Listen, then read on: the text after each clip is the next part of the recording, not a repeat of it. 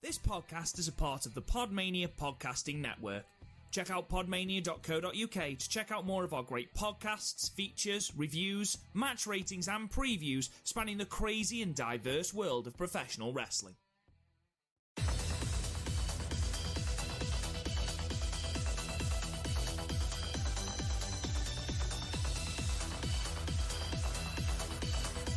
Hello guys, and welcome to another episode of the Stardom Cast, your weekly or sort of audio source of all things world-wondering stardom right here on the Podmania Podcasting Network. I'm your host, Rob Goodwin, and I'm joined as ever by Chris O'Brien. Chris, you sexy motherfucker.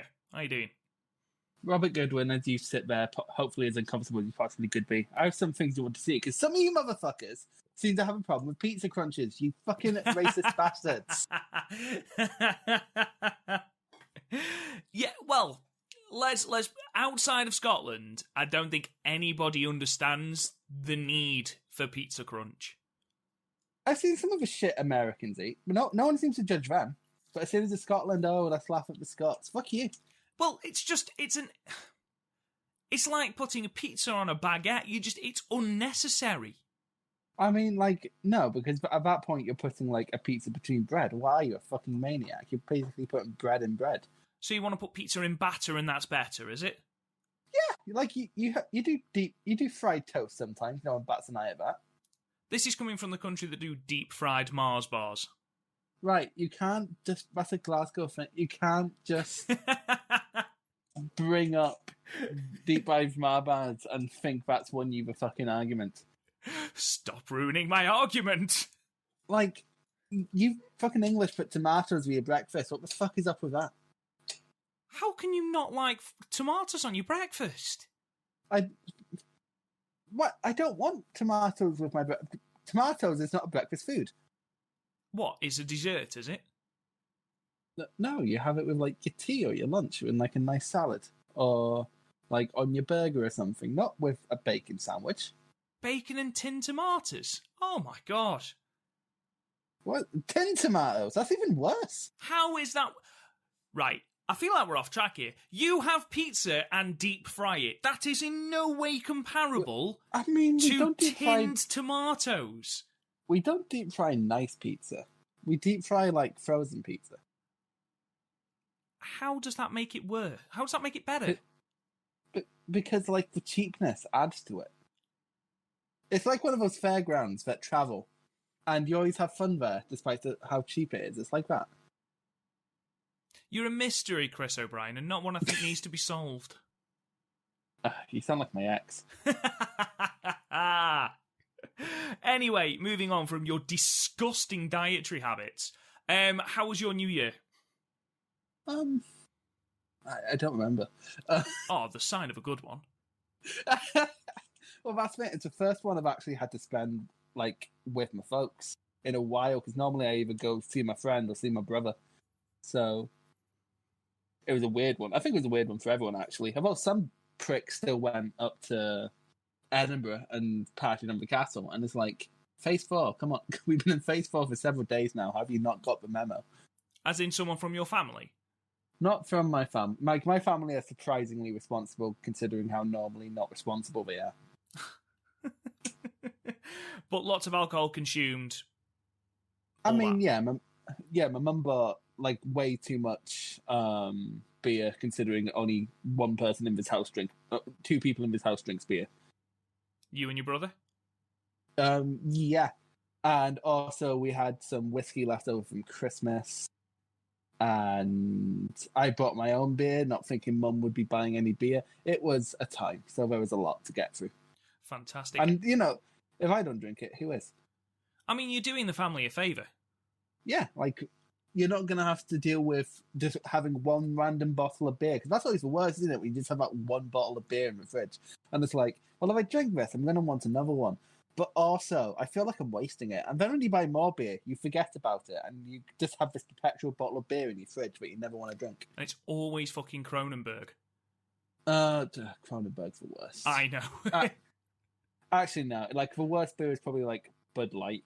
I take fucking Asda Bitter over Bud Light. Would you, though? Would you? I mean, I have drank some shocking concoctions. Let me tell you. I can imagine. Knockoff little Tenants, and if that's not bad enough, mix that with Aldi vodka. Oh, vodka bar?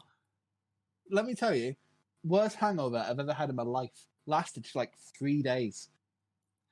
We had when we were at uni, we had the tiny bottles called Brasserie, which are 10, not even half pints of beer that tasted nothing like beer, but they were great for doing drinking games with. But my God, it was the dirt worst. But it was also dirt cheap, and sometimes the best is dirt cheap. When you're 18, you don't give a shit what it tastes like. If it's under £3, you'll buy it. Doesn't matter. Could be bleach. Doesn't matter.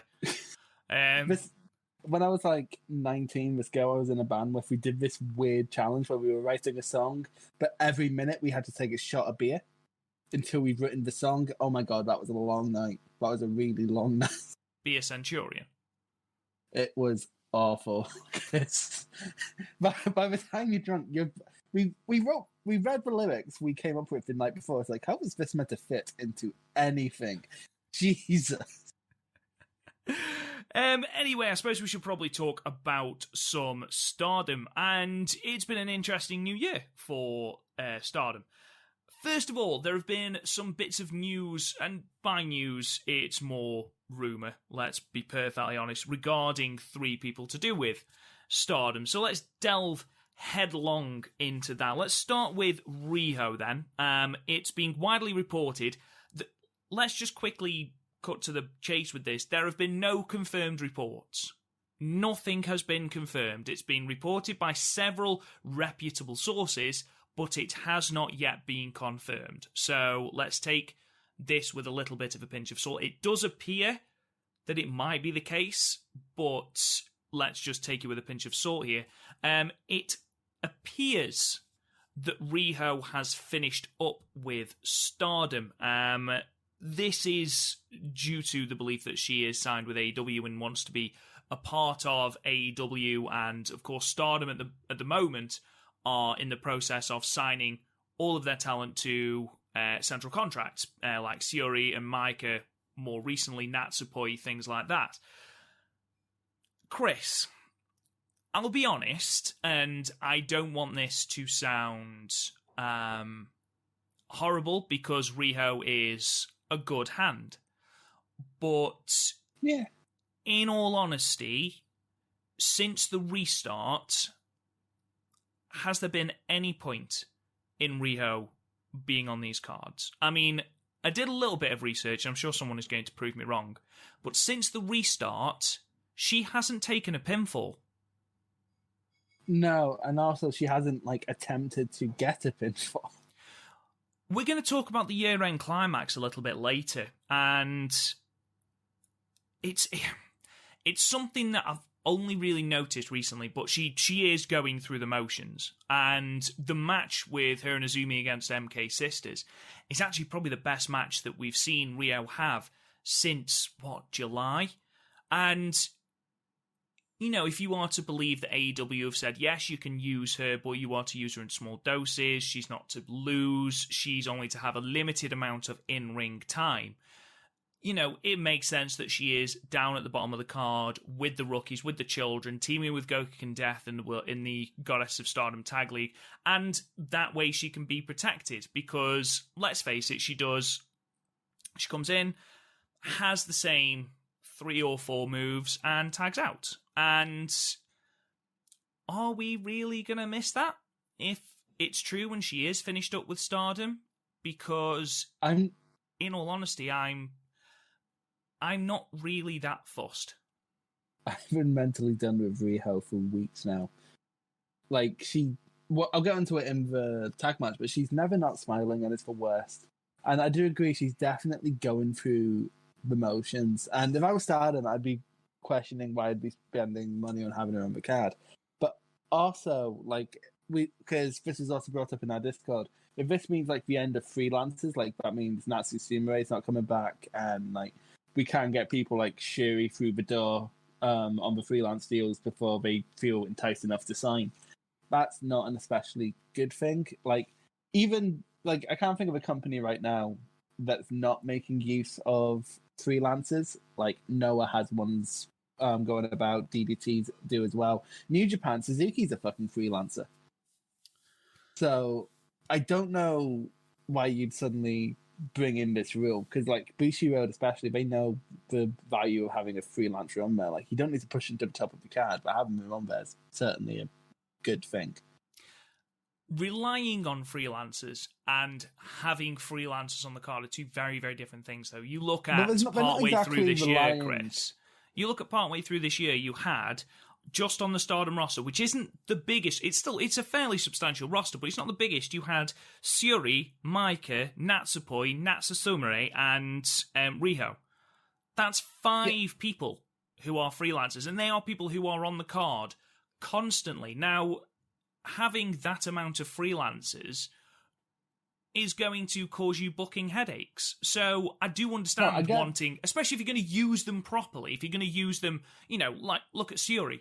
If you want to put a championship on her and bump her to the top of the card, then yeah, you ideally want her to a contract just to you. However, with someone like Natsu, the comedy person at the bottom of the card in 3 ways with your rookies and, the pin eater for Oida Tai, then to me it doesn't particularly matter. I completely agree with you. I think there is room for freelancers, and going just on central contracts as opposed to having a balance between the two, I think is bold. But I don't think that's not what they are doing, if I'm honest. Oh, like they're getting rid of Riho just because she won't sign full time when you've signed basically everyone else full time. I feel that's what they are kind of going for. The difficulty is with Riho, she has a contract with All Elite Wrestling. It's not AW, yeah, exactly. It's not like. And to be fair, I think she's better suited in AEW. Like she's always sort of been like, because in Stardom itself, people outclassing her like Sai Kamatani, Sairida, Maika, and even Mina Shirakawa, and the one thing all these people have in common is that they're fucking rookies. So, like, on Stardom shows, she ends up being more of a detriment than anything else to me. So, like, if that's the reason why they've got rid of her, then yeah, by all means. But if it's because she won't sign to you, despite the fact you basically have free reign over Rio right now because you can't go anywhere else, I don't see why you'd drop her just for that. I can. I mean, she's... The booking with AEW completely hamstrings what Stardom can do with her. You can't put her in the 5-star because she can't eat a pinfall. She's on the card, but like you said, she's only... Not because she's not great in ring. She is good in ring. But she's fine, yeah. In a high-profile match, she can't do enough to be a part of the match. So it's actually more of a detriment to being there than it is just to not have her on the card. And it's a shame, don't get me wrong. She would be a valuable addition to the high-speed division if she was allowed to go 100%. But you've been saying for weeks and weeks and weeks how, you can see that she is going through the motions, and I don't think that is her. I think she has been told, right, just slow down, go in, get your shit in, then get out. Don't get injured, don't hurt yourself, don't get pinned.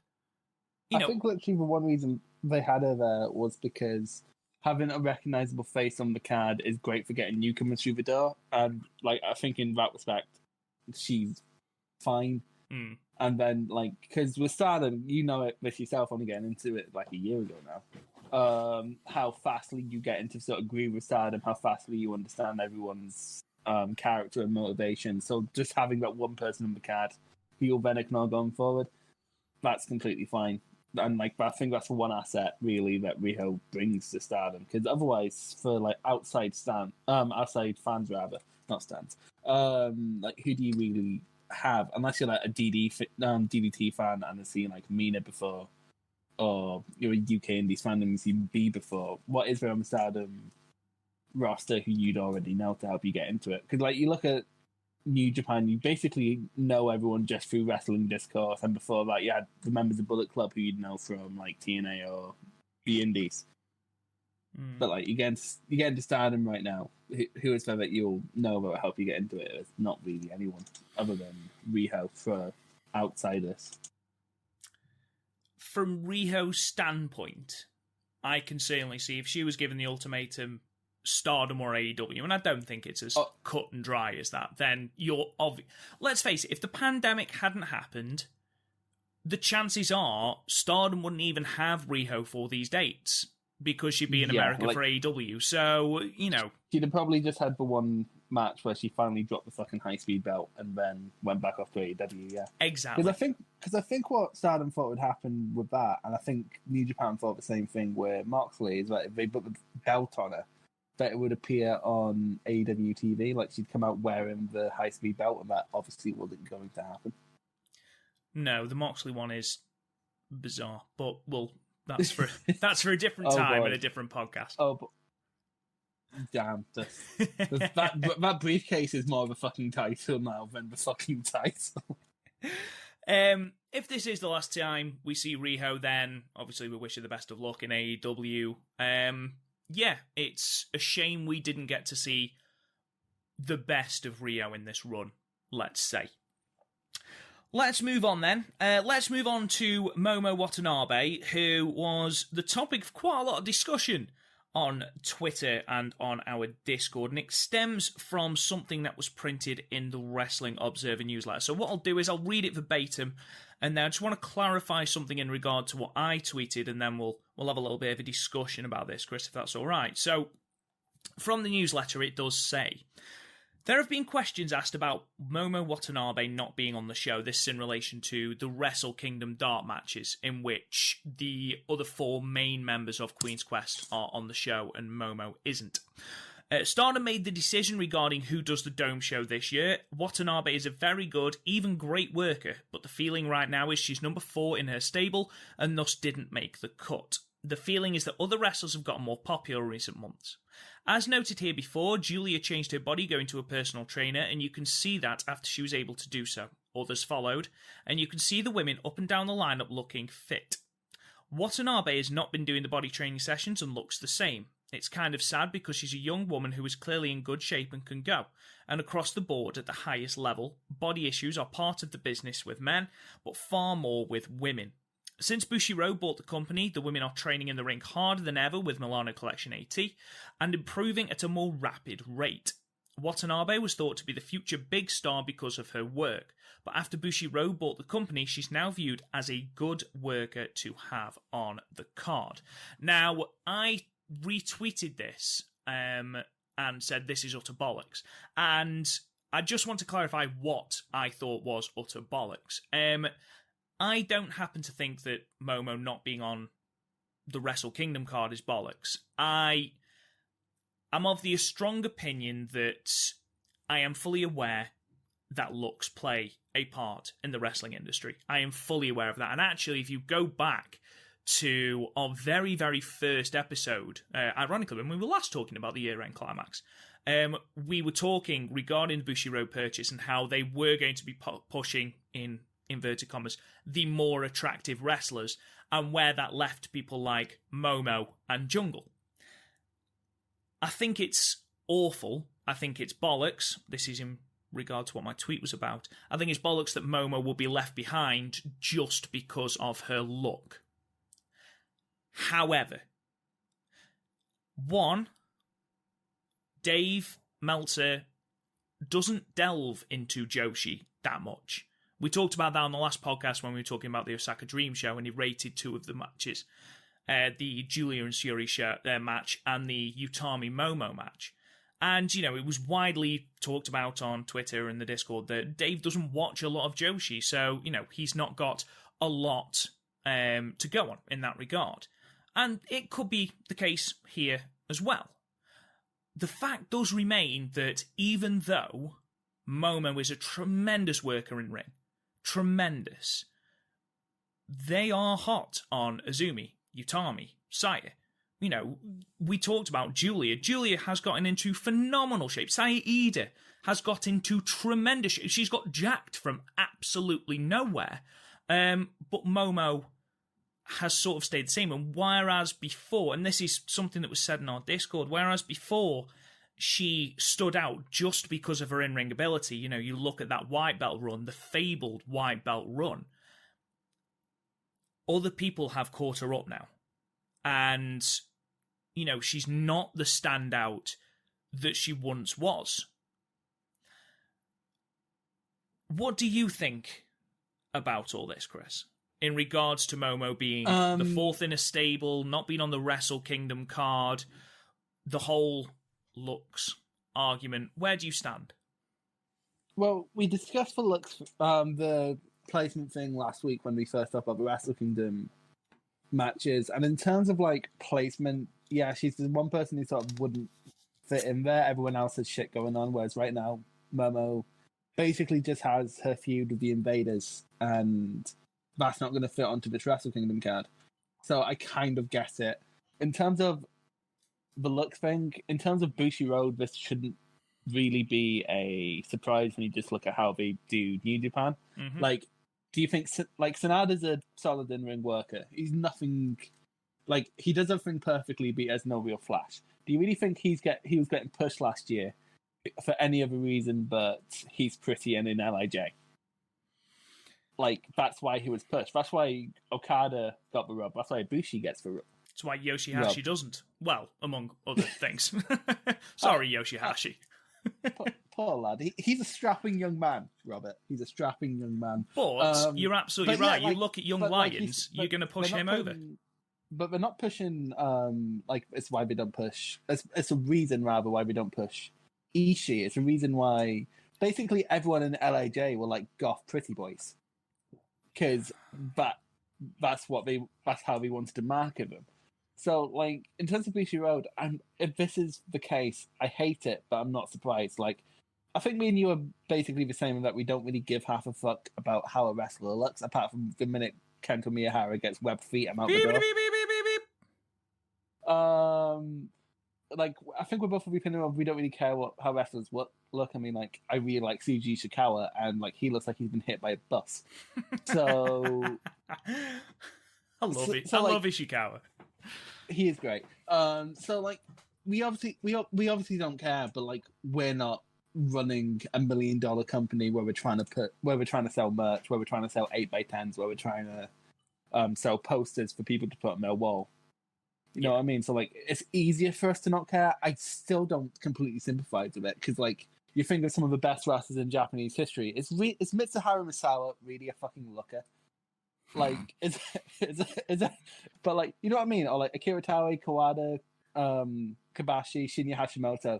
None of them are especially like great lookers, but they're still like icons of the business. So I think it's a bit of the old school reductive way to look at wrestling. A bit that is how we're doing it.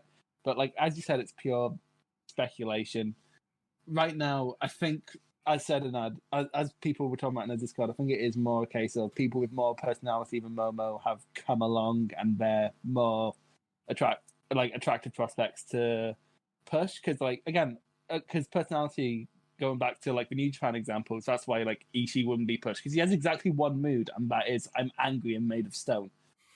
And Momo kind of has that same thing where it's like I'm angry and also will kill you. So, like, that is great to have on. Like, going back to the Ishii example, like, a Momo singles match will probably steal the show. But so what? What else do you have? Like, I think that's more of a thinking than just her looks.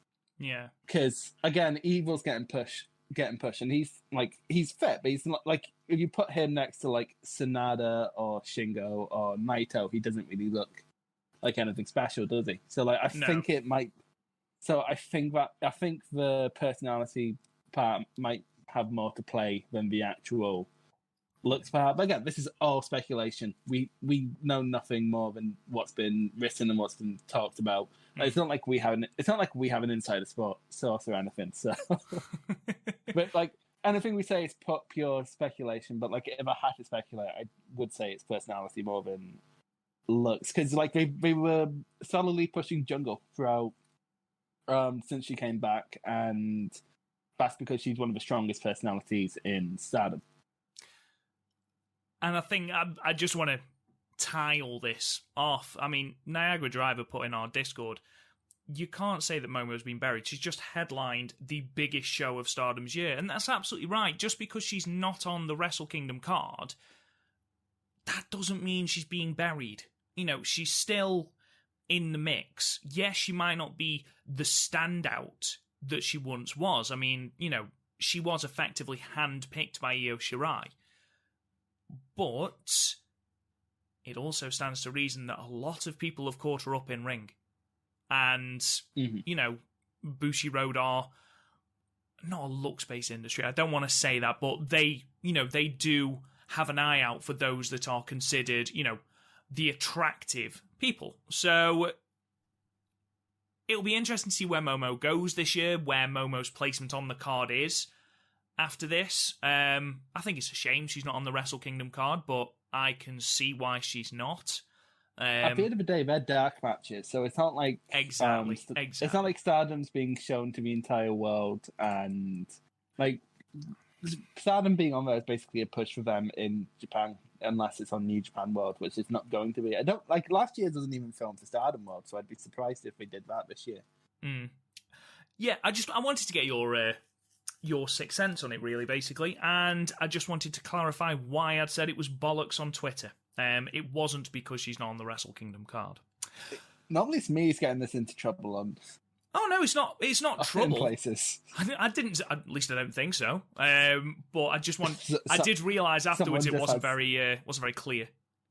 Someone just has like your face on a dartboard. It's Momo. It's like fucking Taxi Driver. Final one then, and this is only quick. It's being reported that Kairi Sain was initially supposed to be with Naoya Takahashi and Yoshiko at the end of year-end climax. She was originally supposed to be part of that stable of invaders. And depending on what news source you read, some are saying that the deal had been done with the WWE and then WWE pulled her out of it at the last minute. Some people say that it wasn't an agreement, and that basically it was a no-go. Where do you stand on this? I mean, we talked a while ago, actually, about how Kenta, or Hideo Itami as he was in the WWE, was allowed to go to Noah to go and wrestle Marufuji in the Marufuji 20th anniversary show. However, at that point, were Pro Wrestling Noah a competition to WWE? Did WWE even have an eye on Pro Wrestling Noah, apart from maybe to buy them out? No, of course not. Now, whereas, you know, you might say the same for Stardom, Bushiroad owns Stardom, and Bushiroad also owns New Japan, the third biggest wrestling promotion in the world. So, if it's the case that WWE have said we don't want to do any business with Bushiroad, it's stupid, and, you know, it stopped us getting that amazing pop with Kairi Sain. Don't forget, we have still got 3 months, so it might still happen for Budokan. But you can sort of see why WWE are doing this. I mean, she is still contracted talent. She works for WWE Japan, and with rumours ever abound that we're getting this NXT Japan, she's going to be a face of that. So they do want her to be theirs. You know, they don't want her wrestling for other promotions, and they certainly don't want her getting injured. What do you think, Chris? I haven't too much, because like I do have to be careful, because I normally very quickly jump onto the fuck WWE side. Yes, because they just make it hard not to sometimes. But in this case, I can see both sides. I can see WWE like getting cold feet at the last minute, because they've done that in the UK Indies. The amount of shows I was going to with NXT that had like NXT UK talents that WWE then pulled last minute, like it's astounding how often that happens. And it's like when they lent Kenta to Noah for a card. Kenta was nowhere near as big a commodity in WWE as Kairi Sain was.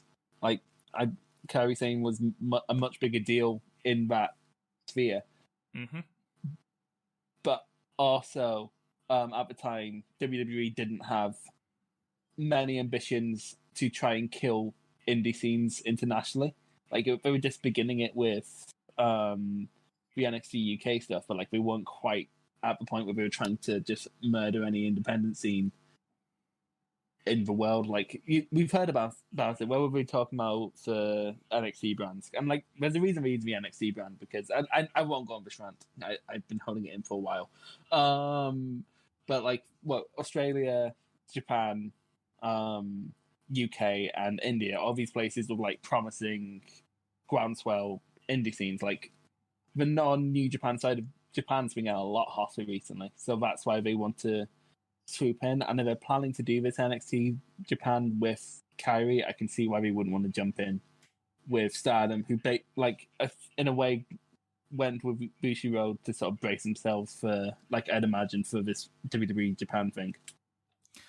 So it's a hard one. Like, I wouldn't be surprised if it was Cold Feet, but I wouldn't be surprised if it was just a no-go to begin with. It would have been a lot more like that, and that last segment was great, and we'll get into it later on. But like, I imagine it would be like a much bigger news internationally if Kairi Sain was there. And I don't think WWE want Kairi Sain's name out there unless it's tied to them, if they can get away with that. So so on one standpoint, I kind of get WWE side of it. On the other side of it, I can see WWE might have just been a dick about it. Who knows? Who knows? Because it's not like Bushiroad are like lovely people either, obviously. Well, no, there is that. If I had a gun to your head, Chris. It wouldn't be the first time. Oh, Blackpool. Is Kairi Sain turning up at Budokan?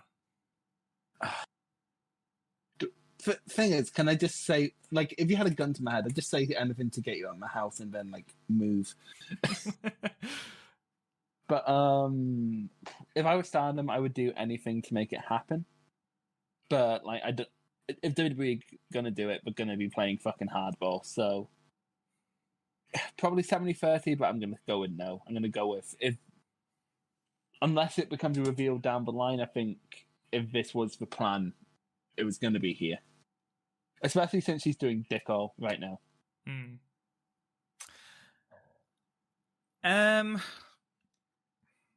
I agree. Budokan is the biggest thing that Stardom will do in 2021, and it is a huge arena. You know, even with COVID restrictions, you need to sell a lot of tickets for that show. Like, a COVID sellout would be what? It's like a third capacity, so that would be 5,000 people, 15,000 people in Budokan. Yeah, 5,000 people, thereabouts. That's an enormous amount of tickets for Stardom to sell. Yeah, like, I think for a decent profit, maybe 3,000 if they'd given them a COVID discount or something. I don't know. Even trying to draw 3,100 people? Yeah, considering, like, the most they really tend to draw is, like, 1,500, and they sort of max out there. So, and that's in hot markets. When we went to less hot markets like Sendai, it didn't go too well. I agree you need to get your big names in. And getting Nene Takahashi and Yoshiko is a great start. And it's a hot angle. It's not like we've just gotten in for name value. There's an actual angle going into this. There's story building. Yeah, they're like, not just exhibition matches. That's at this point, if Kairi Sain... Because if Kairi Sain wasn't going to come in here, like, chances are a deal won't be done until maybe, like, let's say, being optimistic, a month, maybe 2 weeks before Budokan. And at that point, it's going to be Kairi Sain facing this person she's never faced before, and that's going to be the whole draw. It's sort of like when Chris Jericho turns up in New Japan at that point. I think they've done it well. I think the addition of Kairi Sain will be huge, and I think if you're Stardom, you're doing everything you can. But on a similar level, if you're the WWE, A, do you want your talent portrayed as a heel? B, do you want your talent wrestling for a company that isn't you, especially in a Japanese market, which is notoriously a stronger style than WWE? So, you know, there are, in their eyes, potentially more injuries to have. it'll be interesting. I'm inclined to say no. I don't think she turns up. I would love her to, and I think it would be a huge coup for Stardom to get her back, even if it is just for that one date.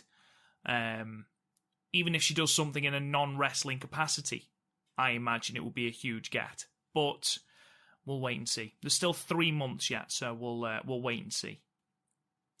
Let's move on then, Chris, and actually review the show we are going to review today, and that was the last show of Stardom's calendar year 2020, the year-end climax from Boxing Day 2020 in Korakuen Hall in front of 713 people. We open then with a three-way match. Go Kicking Death defeating Ruaka and Lady C at 4 minutes and 9 seconds with the O'Connor roll. And this, Chris, was an opener that Parker Klein on Twitter summed up by saying he had a hard time coming up with a more skippable Stardom match. I don't know, throw Riho in there and we can sort something out. Yeah, it was a standard opener. Like, honestly, I never feel my time's wasted because they never go too long. I'm enjoying seeing that Lady C... Like, I was thinking about this when this match was going on. It's basically the only thing I thought about because there's not a lot to think about in this match. Lady C's had, 15 matches? Maybe? Not a ton. I can't check because Cage Match doesn't have a fucking... Doesn't have a profile. Have a profile for it yet. But she's already botching... Like, I watched main stuff from TLC a couple of days ago, and she's botching less than Carmella does. So she's botching less than people in WWE with way more experiences. So she's not for her experience, she's really good. Is Lady C. I'm not saying you're gonna have your mind blown, but she's had 15 matches. What are you expecting? I'd argue it's less than that, but no, I completely agree with you. She's solid. She's a little rough around the edges, but again, she's basic, but she's a rookie. She's a rookie, exactly. This was fine. I completely agree with Parker Klein, if I'm perfectly honest. However, it was 4 minutes, a shade over. So you had some interesting minutes with Go Kicking Death being small and Lady C being tall. There was some interesting comedy regarding that. Lady C does try and destroy Ruaka's jaw with a massive big boot. But other than that, nothing really happens. I gave it 3 stars, Chris. I think if I didn't bother rating it, but I think if Lady C bulked out a little bit, went on the Sairida thing, and became a tall monster, a bit like Julia, but a bit taller. I think that big boot could be a finish. Yeah, agreed, because it's stiff and she's got the frame for it. So yeah, I agree with that. It's not like when Sami Zayn has a fucking big boot as his finish. I still don't understand that. He has a perfectly fine brainbuster. Let him use... Anyway, let's move. Speaking of Sairida, match 2 saw Momo Watanabe defeat Sairida at 11 minutes and 1 second with the B-Driver. Chris, opinion, please. Well, the most obvious point of comparison for this match would be their other match in the 5-star. And I think I like this one a bit more just because I briefly thought that Sairida could win. Her fire's getting really good, her chops are getting better. She's no longer on a losing streak. She's starting to find her mojo a bit. So, this is another case. This singles match was basically hierarchy maintenance and allowing Momo to get a win back after a big loss at Osaka. But, the match ended up being above its station because it ended up being really good, brutal at times, some nice little catches. And, yeah, nothing mind-blowing. But in terms of, the second on the card singles matches, it's probably about as good as you're going to get for that, isn't it? Because you think back to what's normally in the spot, I think the match that sticks out most weirdly is Tam versus Ida from a couple months ago, and that was wank. It was. Shit. And then you had this, which had this solid little underdog story put in there. Pop the crowd as much as you can pop a COVID-era crowd. Fun stuff. No real complaints. Also, is it just me, or is Sairida getting scarily she's gonna turn into fucking Arnold Schwarzenegger soon? She's gonna come with a fucking rocket launcher shouting "Hasta la vista." Actually, I told that to Manise, and it's the worst thing because she's got a fucking Nerf gun, right? Someone bought that fucking monster a Nerf gun, and I can't go to the bathroom now because she shoots me with her Nerf gun. It's awful. And I said the "Hasta la vista" line when when I was using it, and then she picked it up. So every time she walks past me, she points out at me and goes, "Hasta la vista, Chrissy," and it's the worst. It's the worst fucking thing.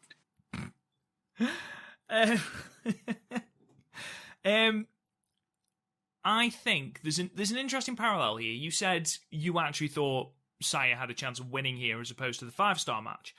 I agree. And you look at the previous Future Stardom champion, Maika. Who did Momo lose to in the 5-star? Maika. So that parallel that Saya, she is a champion now. Yes, it's the future champion, but she is still a champion. She could quite easily upset the odds in a singles match like this. Momo wrestled this match as though nothing in the past few weeks had been going her way, that being put in a match second on the card against the Future of Stardom champion was an enormous step down to her. And basically, every time Saya got that fiery resistance, Momo just got increasingly grouchy, which I like. I like grouchy Momo. It's brilliant. When you say grouchy, I just imagine someone like shouting, "Go to your bed. You're not going to have supper." Like, it's grouchy, the best word you could use. I think it's a good way. It's summed up. Do you know who it reminds me of? You know, in the Best of the Super Juniors last year, when Tiger Mask had a match with. Oh, I was going to tell you who it was. I think it was. Is it Narita? Maybe. No, was it Narita? I can't remember. Anyway, he got incredibly angry with the youth and just started beating the shit into them. And grouchy Tiger Mask is best Tiger Mask. And this is what really showed through for Momo here. Like, especially as towards the end, Saya kept kicking out of things, and you could see Momo just going, "For fuck's sake, I have had a shit week. Just stay down, Saya." And then eventually Saya's naivety and then experience comes in. She actually goes and runs at Momo, who just kicks her in the fucking head, and finishes her with a B driver. But yeah, I actually really, really enjoyed this match. I gave it 7. Yeah, high 6, maybe low 7. It was a really enjoyable little sprint. Absolutely. Match 3 then, tag team action with MK Sisters defeating Azumi and Riho at 12 minutes and 44 seconds with the modified Dragon Sleeper. 2 things initially, Chris, and then I'll throw to you. The first thing from the opening promo, it sounds like MK Sisters are firmly setting their sights on Tag Gold, which I'm certainly not opposed to.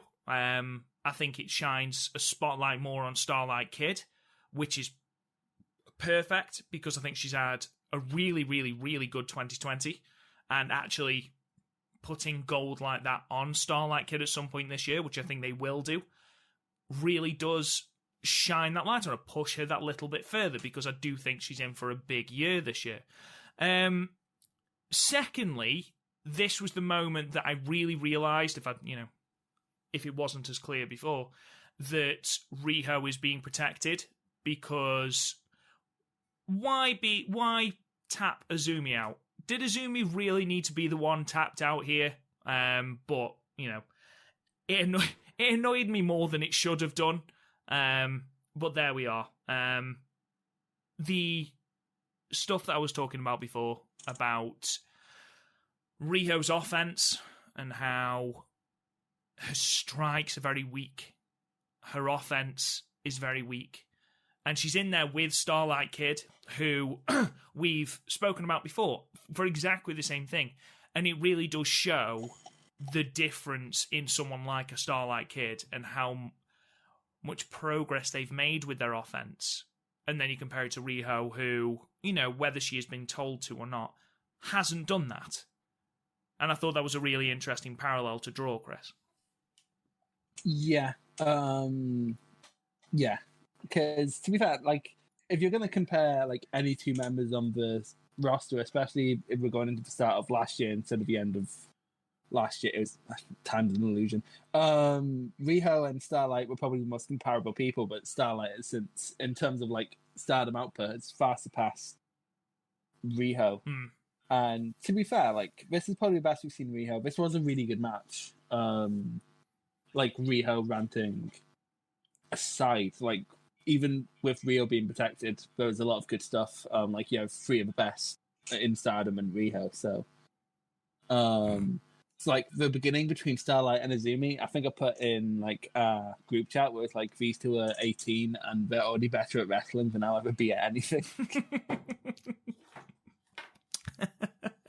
The opening sequence between these two was fantastic, to be fair. Yeah, really good lucha things. Mayu, I think, hurt somebody when she threw her. We did talk about this earlier. She either hit someone in the crowd or got it stuck on the roof, and like I've been there in both counts. It's not fun. When you've been throwing your sweatband into the crowd. It wasn't no. It's a difficult time being Chris, isn't it? You know, you're standing there and suddenly a crowd develops around you. Like, fuck's sake, again. So you take off your sweatband and you launch it, and it gets stuck in the roof. It's hard time being you. Well, actually, no. It was my beanie. Why were you throwing your beanie into the crowd? No, there was no crowd. Why the crowd developed?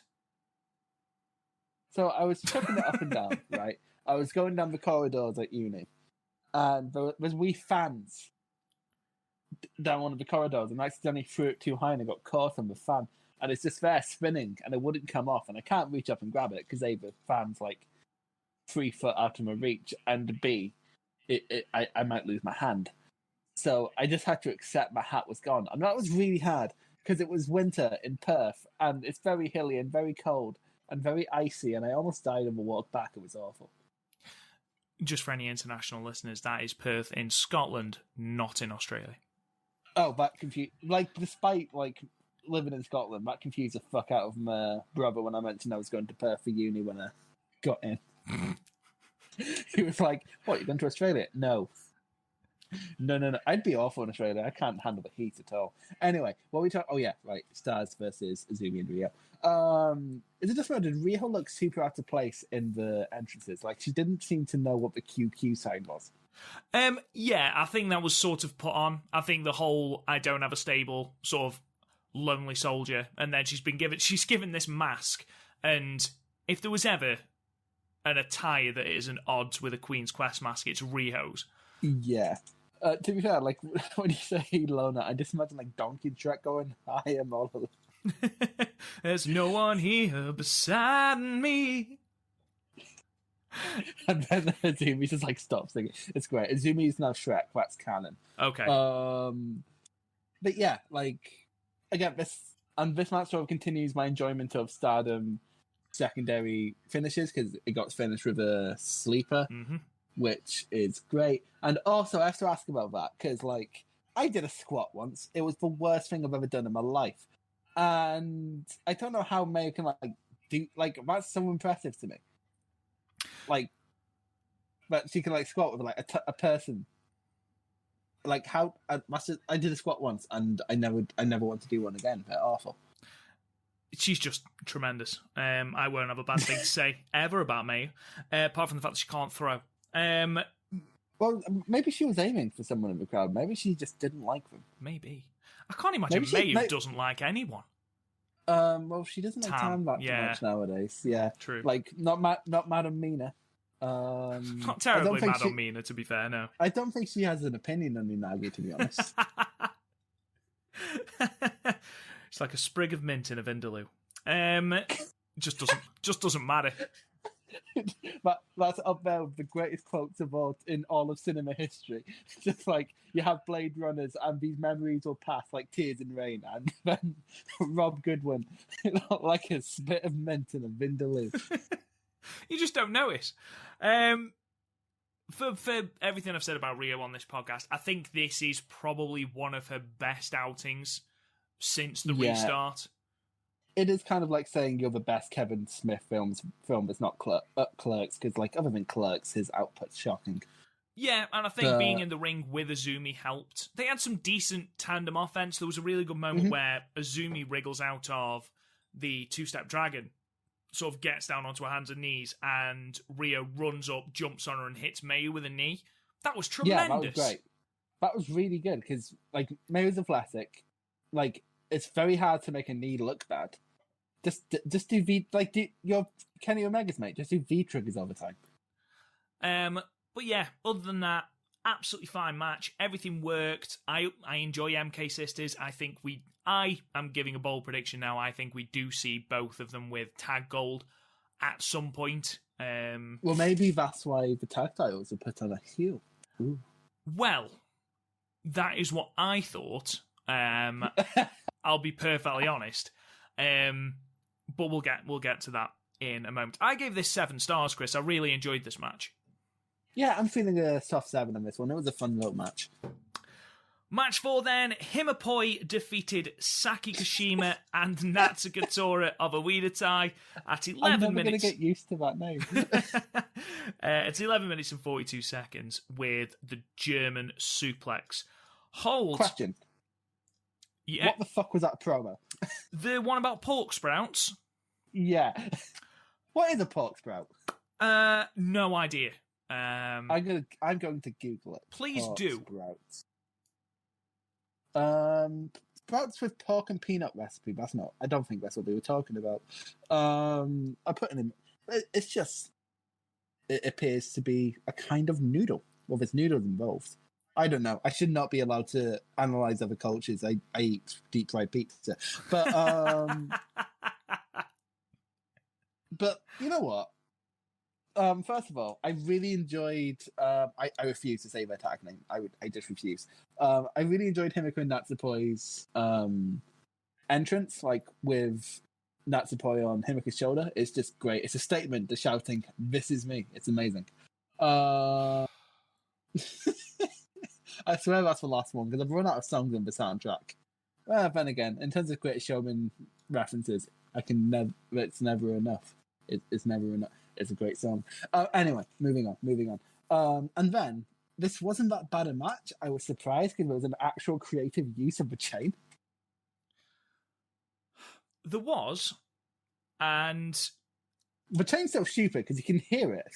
It's an inventive spot, if nothing else. But the fact that it took fucking ages to do, it went wrong because Himiko got out of it way too early. We spent so long cut to them that we missed the action in the ring. It's got to the point now where you get the impression, now that Tora has that chain, that's her gimmick, and she feels like she has to use it in every match. And, we talk every single episode about how it becomes less impactful the more time you use it. Full credit for trying something more inventive. But did that spot need to be done in what was a throwaway tag match? Did it need to be used? No. Imagine if she'd used that in the 5 stars to get a count-out win against a big name. That would have been great. That would have been perfect. That would have been perfect. I think that's the problem with... Tora is that she has decent ideas. She doesn't know when to use them. Like, what most reminds me of, there was the build to Fear and Loathing in ICW a couple of years ago, and it was going to be Viper, or Piper Niven now in NXT UK, bastards, versus Kaylee Ray. And it was going to be like a... what do they call it again? It's like No Holds Barred. It's like a death match kind of thing. And Viper, like one of the biggest spots of the match was Viper hitting a Canadian Destroyer. Great stuff, because like she's much bigger than everyone else, so it looks really cool. But then she did it on one of the build-up shows on a random fucking Fight Club taping in Aberdeen, of all fucking places. And it's like, that would have been so cool if you'd just saved it. That's kind of how I feel about a lot of stuff that Tora ends up doing when it's creative. I can't disagree. That's the thing. I think that's the thing. She has this chain now, and she's used it that often now that she feels like she has to use it. And she doesn't. She uses it so often, and like, because it's at least brought up every show, right? Mm-hmm. But it started to affect how I see chains in everything else.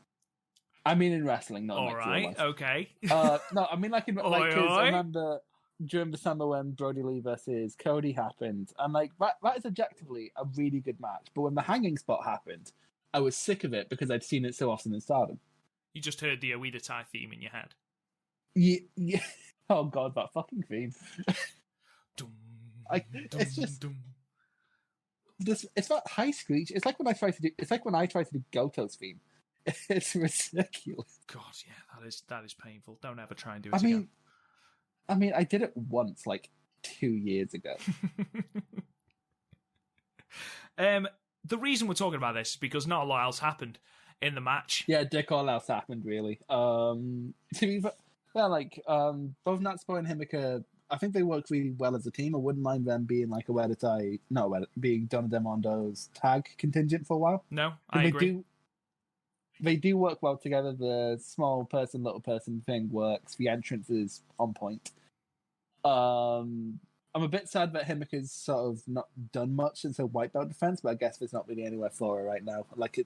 She's not exactly being put badly, so it's not that bad a thing. Poor Saki needs to get something, because like the small amount of time she spent with Natsuko in this match was good. Mm-hmm. Like again, Saki needs they're bringing in outsiders for the high speed belt, but I think Saki versus Izumi would be perfectly serviceable. That doesn't make it sound like I'd like it. You're not exactly building it for people, mate. It would be average. I think it would be a fairly good match, because whenever Saki... Fairly good. Right. I think it would be okay. I think it would be okay to passable. But no, that's it. I'm just trying to say Saki deserves more when she's getting, but I can't bring myself to say anything involving a weather tie would be great. I gave this 5, mainly for the Natsupoi and Saki segments. Otherwise, there was no real heat to this match. It's a throwaway tag, but there was nothing offensive. I'm willing to give the chain spot the benefit of the doubt for the sole reason of it being slightly more inventive than the other ways they've used that fucking chain. So I gave it 5. It's like when there's that one good episode in a series of a show you used to love but is now shite, and you hold on to that for the rest of the season thinking maybe, just maybe, it will reach those heights again. It will reach 6 out of 10 once more. Yeah, it was a 5. It was perfectly average.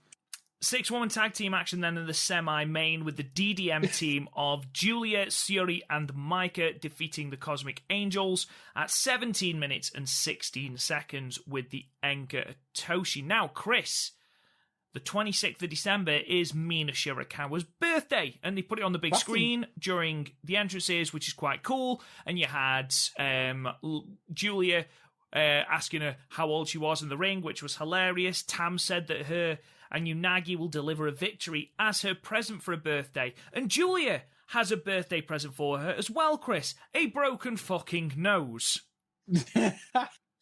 Right, we'll get to that. But first of all, I want to when the promo came on, because it was them and DDM, I knew there wouldn't be any serious storyline developments, but I sort of zoned out. I was working on a script for a video, so like I zoned out for a second to write something, and then just suddenly, very loudly, they're singing "Happy Birthday." I'm like, whoa, fuck, what the fuck? What's happening? Have I fallen asleep? And then during I thought the segment where Julie's asking how old, I thought that was really funny. Yeah, I did. Like, just shouting, "Don't ask me that!" And then the referee's dialogue wasn't subtitled for some reason, but the referee's having her off, and Julie's like, "Wait, what?" And then Tam gets in, and Julie's just like, "Are you as old as her?" Brilliant. Savagery. Absolute savagery. You know what else is savage? The boot Julia delivered to Mina. Right, I want to address something. It has been said by someone in the Discord, whose name escapes me, about Julia being an unsafe worker. I don't think she's an unsafe worker. I think the fact that this happened not that long after the package pile driver isn't helping anything. I think she was a little bit too snug. I don't think it seemed like this boot didn't seem like anything inherently unsafe. This wasn't like when Nia Jax was dropping people. That's the thing. Like this isn't like when Seth Rollins was throwing people too hard on the Bucker Bomb. If you rewind back to the back of Power Driver spot, I can't remember if I said this in the last podcast, but like I kind of put that down to like adrenaline because we were in like a big match in a big arena, and it was bad. But like I don't see her doing it too often, so like it's not going to be a sustainable problem. This I literally just think it was a freak accident. I think it was just like because wrestling is such a snug thing, especially when you're working as snug as some Japanese wrestlers do. Shit like this does happen, and it even happens in WWE. And like Julia hasn't been unsafe throughout the rest of the year. No. So I don't think she's suddenly become unsafe. I think we just had a couple of freak accidents fairly close to each other. I mean, there was reference to the bruises to Tam's face. I mean, you are going to get stuff like that. You're going to get bruises. Never watch a Walter match. If that bothers you, never watch a Walter match. Exactly. And the bruises were bad. The bruises were bad, but you're going to get that. You're effectively kicking each other in the face. You're going to get that. I sometimes feel people can shine a microscope on it too hard sometimes. Like, Stan Hansen knocked out Vader's eye. Like, you don't have people going on about how unsafe he was for the rest of his career. And Stan Hansen was fairly objectively not safe. Slightly different, but yeah, I get what you're saying. Yeah, like, I don't think she's inherently unsafe. She's never injured anyone, and stuff like this happens. Like, you could argue that stuff like this happens on a fairly regular basis. It's something to look at promotion as a whole. Like, you think back to like Arisa versus Utami, which some people took umbrage with. I thought it fucked. So yeah, honestly, it's one of those cases of time will tell. But it's not like when, again, going back to Nia Jax, it's not like when she was like clocking people in the face and injuring them on a very regular basis. Like, yeah, when you're doing snug strikes and one accidentally connects and with a bruise, that's a lot different. Like, this was a bad, like, don't get me wrong, this was bad. Like, it's clear that like Mina was rocked because, you know, her nose was broken. But like, at the very least, if this pattern continues, I think Julia is good enough at patching up issues she has, but it's not going to be a long-term issue. But again, I don't think it's an issue. I think it's just a run of bad luck in that regard, because honestly, you don't see her being that unsafe before. Like, even beyond that, Julia's had a share of botches happening to her. Like, Utami dropped her on her fucking head on a couple podcasts ago. Oh god, yeah, that was horrendous. So again, I don't think I know I'm repeating myself, but like, I don't think Julia's unsafe. I think she's just had a couple bad accidents close to each other, and it's had a microscope shone on her because of it. Yeah, absolutely. And the difference is between her and a Nia Jax. This is the last thing I'm going to say on it. I think the difference between her and a Nia Jax is that Nia she wasn't safe with other workers in regard to like I don't know how to describe it, but there is a difference between there was incompetence there. Whereas I don't like these issues with Julia. That's probably the best way to describe it. Like with Nia Jax, it was being incredibly green on a massive stage, whereas with Julia, it's more a case of adrenaline, like this being her first really big push of her career, and like in terms of like something bigger. Like, I know she was pushed in Ice Ribbon, but like, do you know anyone who watches Ice Ribbon? Well, I do, but I bad example. But like, this is the biggest push she's gone, so I think she's getting a lot of like, she gets adrenaline too much, and she's getting overzealous. Like, if there is any trouble or any problem, it's that. Like, she's not incompetent. Like, if someone just goes to a slow down, she'll probably just slow down and things will be fine again. Like, she's not dropping people on moonsault. She's not smashing people in the face for no reason. Like, this is a planned spot that just went wrong. It happened. There's a difference between accidentally kicking someone, and I will just say as well, Mina doesn't turn her head, so yes, the majority of the blame can be put at Julia's door, but Mina needs to turn her head as well, otherwise she is going to get a boot straight to the face. But there is a difference between that and not catching Charlotte's moonsault, trying to do a backbreaker and then put the wrong leg up, swinging wildly with punches with no control. There is a difference between those two things. What this kind of actually what this reminds me of is gone. We spent too long on this because, like, our answers are very simple. She's not unsafe, but she might need to tone it down a bit. Like, that's basically what we're taking from this. Basically. This match otherwise was very, very good. And I thought it dragged a bit, to be honest. I thought you could have cut maybe like 2-3 minutes off of this. Well, I will say, actually, I do agree to a certain point. It does drag. It certainly didn't need to go 17 minutes, and we didn't need the DDM sort of goodbye to everyone like it was the end of the show afterward either. But that was weird, wasn't it? Well, I was like, if I missed the last bit, because then we had the Wrestle Kingdom announcements, and then we had the main event, so it was very bizarre. But anyway, I thought that Unagi wrestled very, very well here, and I have been possibly her biggest detractor. However, here she was solid. She was a great babyface in peril.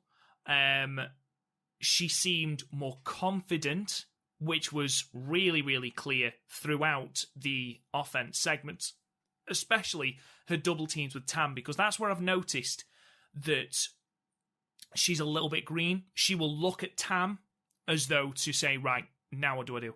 Whereas here she was confident, she knew the spots, she knew what she was doing, and it seemed to click better. I think Cosmic Angels are clicking better as a team. I mean, they won't be for about 2 months now, because unfortunately Mina's nose is broken and she's out for 2 months, but you get the impression they are gelling better as a team. Their tag team offense is coming along tremendously, and even though I think Unagi is still extremely bland in offense, needs to increase that somehow, make it more interesting somehow, she did play the babyface in peril, especially with Micah, who she's had this beef on Twitter with, very, very well. As far as DDM go, DDM are great. I think they've been tremendous throughout the year. Micah, I think, has been tremendous throughout the year. She was great here, and I think it was brilliant that they gave her the victory, just to make sure that people don't forget that she challenged for the red belt. She's next in line for Utami's red belt. So, yeah, overall, went a bit long. Didn't need to be that long, but otherwise, I thought it was a perfectly good match. Probably Unagi's best outing in Stardom. It's a real shame about Mina. We hope she recovers quickly. But otherwise, I'd give it a solid high 6. Yeah, I'm feeling a 5-6 on this, yeah. So we move on then to the main event. Obviously, the Wrestle Kingdom announcements immediately followed this match. We talked about them in the last podcast, so if you want to go and check them out, I'm sure everyone that's listening to this podcast has seen those announcements, because the matches are on Tuesday as we record, so go and listen to that. Oh shit, Wrestle Kingdom's tomorrow. Wrestle Kingdom's first day is tomorrow. Yay. Main event then, Goddess of Stardom Championship match. Black Widows, the team of Konami and Bea Priestley, defeated the champions Aphrodite at 16 minutes and 4 seconds with the triangle armlock. Chris, I have got some shit to say. I'm going to let you get out of the way then. You know what I'm going to say, because it's literally the only bad part of this match. This match was wrestled very, very well. The entire premise of the entire first half of this match was Konami and Bea Priestley destroying, with a targeted and focused ferocity, Saya Kamatani's arm. And they were brilliant with it. And for the first time in God knows how long, I looked at an Oedo Tai team and thought, these look fucking badass. They destroyed this poor girl. They completely isolated her from Utami and kicked the shit out of her. Locked her arm in the barricade, wrapped her in repeated arm submissions, kicked the shit out of her arm. And Bea Priestley, who I must admit, this is the best match I've seen Bea have, with the possible exception of Momo at for the SWA belt. And then Saya does that fucking cartwheel thing and doesn't sell it at all. And it's like we've gone back to square one. 6 months ago, yeah. I mean, it's not even like, Chris, it's not even like it was a little bit of a no-sell. Because we'd gotten to a point where Saya would only do half of it, or she'd ignore it completely and just do a different move because she couldn't do it because of her arm. And it seemed like we were phasing it out. But this was worse than when she did it when Konami and Jungle Kiona faced off against Aphrodite for the tag titles back at Korakuen in July. It was so blatantly bad, and we sing the praises of Saya Kamatani on this podcast. The year that she's had is tremendous, but I'm sorry, this was appalling. The lack of selling for the amount, it wasn't even like it was only one arm submission.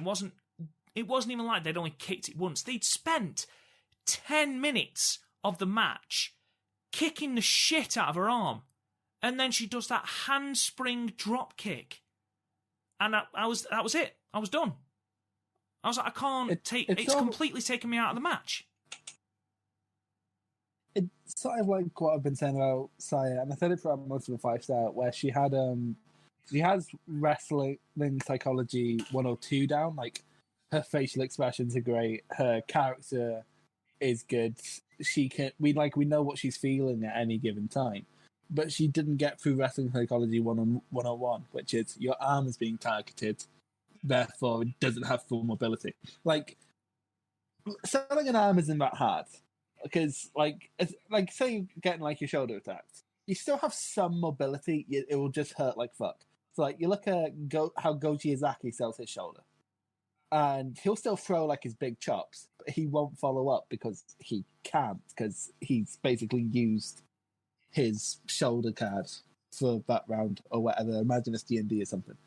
Whereas, like, so I don't know, like, I don't see if your arm's being targeted, unless it's like maybe your lower arm, like just like between your wrist and your elbow. I don't know what that's called. Tricep? I don't know what limbs are called.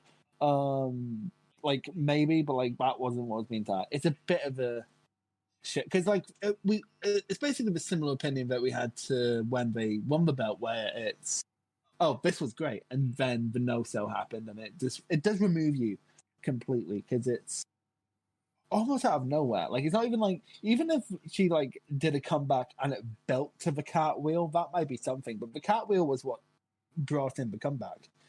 And I was talking to someone, I couldn't tell you who it was, but they mentioned how a lot of the times limb selling in Japan is more something to be overcame than it is something to be used, if that makes sense. Like, the narrative would build up to them overcoming it, and that kind of makes sense. Like, look at the Aoyagi this Triple Crown match from last year, and that it ended with that targeting being come over. I'm trying not to mention his name because that fucking alarm. But then here, that's not what it is. It was literally just she did the cartwheel, and like, she doesn't even need to do the cartwheel. She could do like a forward roll or something into a drop kick. Like, there's other flips if you want to be flashy. It was literally the next move as well. It wasn't even like time had passed.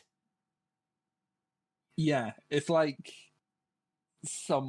I know, it's like, yeah, it's just, and it's a shame because like I literally did not take notes for the rest of this match because I was ranting about the fucking no-sell in my notes. It's fairly comical reading it. It's like, because the word fuck is brought up quite often, but yeah, like what time stamp do you think that happened? Because like, this is a 16-minute match. I feel like half of it was spent with me just being mad at the no-sell. It's probably not fair to the rest of the match. It's not, because the rest of the match was really good.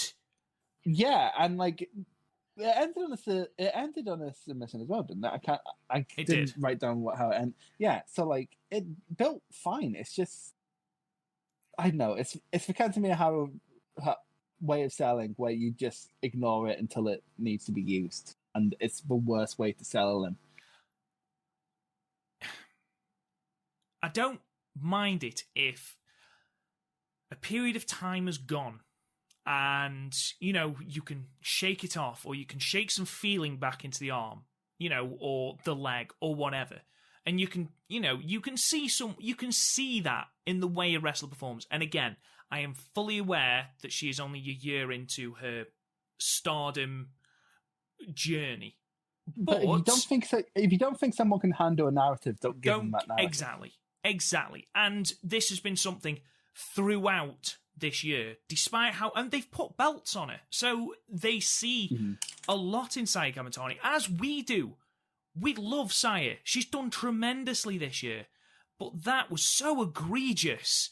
Like, it's the worst one I've seen, and I might be completely on my own little island about how much it took me out of the match, but how no time had passed, how it was the very next move after, I think it was B, or was it Konami? I can't remember. I think it's B in the ring. And B's kicked her arm, and the next move is her doing that handspring. And I watched in slow motion it happen, and I was like, she isn't. No. Did the Kill Bill thing happen where it goes in your screen, goes to your face? I was so fucking angry. Seeing red. To be fair, like, other than that, I'm glad that, like, Konami is being used for something. Jesus. Like, she's back where she was with Jungle. But she's at least back somewhere. Like, if there's a positive I'm taking out of this match, because I don't hate this match, it's just that one thing really annoyed me. Exactly. If there's two positives. One, we got an Utami and Konami technical sequence. Loved it. Secondly, Konami has a reason to be somewhere on a card again. Because where the fuck has she been since Sendai? And where the fuck was she before Sendai? Like, they seem to just have her float around, bring her in for a title match, and then have her float around again. That's basically been her booking since... Well, they were being completely honest with ourselves, with the exception of the 5-star since Stardom came back. So, I'm just happy there's a reason for her to be something again. It appears she's being a B member for B, which I'm not massively happy about, but it's something. It's at least something. You're not having to do nothing again. So I'm really looking forward to that. I think B Priestley's good for Konami, because Konami's sort of stoic. She shows personality, but not too much, whereas B Priestley shows so much personality that it can sometimes be really fucking annoying. She emotes very well, B Priestley, whereas Konami is very much the silent killer. Yeah, it's sort of like the same dynamic you have in like a lot of Suzuki Gun tags, where, like, weirdly enough, Desperado, despite having a mask, is really expressive, and then you have Kanemaru, who has one expressive, and that's slightly drunk grandpa. But yeah, like, other than that, like, this is a great way. Probably the best way you could get the belts off of them is targeting Saya, because otherwise, you're making your red belt champion look a tiny bit bad. But, like, because her partner's a rookie, it went by fine. This match was good. Again, this is something I'm surprised more companies don't do. To be fair, more companies have been doing it, especially like All Japan with this recent run of shows, is using the tag titles to showcase the world champion match, and we've done it here, and it was done well. Honestly, I think I'd be much more generous if the selling had stayed consistent, but exactly, like it didn't, and I can't like a match for what I want it to be rather than what it is. I'm feeling. Honestly, anywhere I know this sounds harsh, but anywhere between a 4 and a 6, I'd probably agree with you. I wanted to give it a high 7-8. I really, really wanted to, because I thought the chemistry between Konami and Utami especially was tremendous. But it really wound me up. It really annoyed me. So I think a 6 would be fair, because I don't want to take away from the other 3 performers in the ring. So let's give it a 6 and call it that. I agree with the title change. I think it works. I think you've got a raft of face tag teams now to try and take the belts off Konami and B. Konami and B, I think they showed more chemistry here than they showed throughout probably 75-80% of the Goddesses of Stardom Tag League. So if this is what we're going to have as them as champion, I'm perfectly fine with that. I do see them being eventually toppled by MK Sisters, and I think that would work. Their first challenges have been announced, and we'll go into that in a moment. But yeah, overall, fine match. Just one really, really bad bit that really annoyed me. obviously, after all this, Chris, we had the angle, and we talked at length about Nene Takahashi and Yoshiko's return last week. So please go and check out last week's podcast to hear more about that and our in-depth thoughts about that, where it's going, and what we thought about that. Chris, is there anything you want to add to that, or are you happy leaving that where it is until we get more build? In terms of my opinions have slightly shifted in the sense of when I first watched it, it was like handicap footage, like from the crowd. Whereas here I got like, because it was, I saw someone talking about it before it was put up on World. So here I actually got to see it in full production, and the full production is as soon as they walk in, you could see just even Death, even Goku and Death had a look on her face of oh shit. And now that I can actually hear what people were saying, it was great. I know I said it before, but Julia should really come to the ring with 2 copies of Tokyo Sports. Proper Owen Hart it up. I agree. But have airbrush Tokyo Sports in their tights. I think it would be absolutely amazing. Because she wants to see Yoshiko going, hi, not best Yoshiko. I loved Sairida stepping up like an angry kid in a Pixar movie. She was basically Scrappy Doo, wasn't she? She was, and then she got pushed down, and you were like, oh, I feel sorry for her now. No, I never felt that sorry for Scrappy Doo. Let me add him. And then just, I know we discussed it last week about line from Momo. If you think this is the Momo Watanabe from 5 years ago, you're going to get injured. Amazing. Oh my god, yeah. And I'm trying to think of a comparison I can make with just the feeling of almost dread as soon as they entered that ring. It almost like a ghost had come back. I'm trying to think of a TV show or a movie reference I could make, but it's completely escaping me. But it was literally like a ghost from their past came in, and I know I said earlier that it would have been more impactful in terms of a news cycle if Kairi was there, but I think in terms of a angle, in terms of how much dread was put onto the whole Stardom roster, apart from Uedatai who had fucked off, the amount of dread that was put on those people, I think that would have been taken away if Kairi was there, because both women have such a presence where Kairi has a presence, but it's not that kind of presence. So yeah, as an angle, this is probably the most I don't quite know where this is going I felt about Stardom, and that's thing is Stardom, you never know where the fuck it's going because they seem to book at random sometimes. So I am excited. This isn't like an evil winning the belt. Oh, I wonder what's going to happen now that they've done this really stupid thing. Kind of interested. This isn't, oh my god, I'm desperate to see what's happening going forward. Because they basically started their Mania angle. I said this to you in the group chat, actually, this whole show felt a lot like a New Year's Dash. In that, you're not going to get any special matches, but things are being set up for future big shows. So, just, I am more excited now. I know it's one of the questions later about whether or not we've seen, especially Yoshiko, modern day Yoshiko matches, and I need to go out my way to, because I am incredibly interested now, because I think I've only seen one match. I'll save that for when the question's asked. Let's move on. Okay. So the New Year's Stars tour has started, and the dates are the 2nd of January, 3rd of January, 4th of January, 9th of January, and 11th of January. Then there's obviously the 17th of January show, which is the 10th anniversary show, and then there's 2 dates on the 24th. 2 of those dates have happened already. We're not going to cover them now, but we're going to cover some news coming out of them.